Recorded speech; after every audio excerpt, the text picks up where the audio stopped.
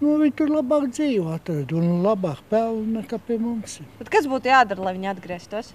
Es domāju, šitai valdībai es neticu. Es neticu vienkārši. Daļa. Bet pamatā nē, man ir aizbraukuši, viņi jau ir iegādājušies, pagaidām vēl tādu nepārāk tā lielu māju, bet tāpat jau bērni ir apgūši valodas nezinu, un te jau citam, kuram ir tādi lielāki īpašumi vai ne, vai zemes, vai tur mājas, vai kas, tie varbūt atgriezīsies, vai lielie speciālisti. Gaidīsim, kā atgriezīsies. Nezinu. Kas būtu jādara, lai viņi atgrieztos atpakaļ? Darbs vajag būt. Darba jau, kāpēc brauc, par to, ka darba nav jau?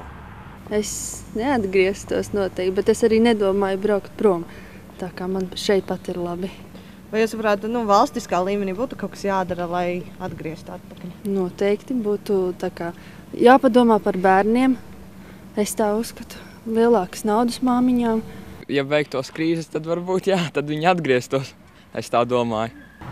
Kā kurš, tāpēc, ka man pašai radi ir aizbraukuši un viņi tur atraduši vienīgo iespēju, kā var nopelnīt un strādāt.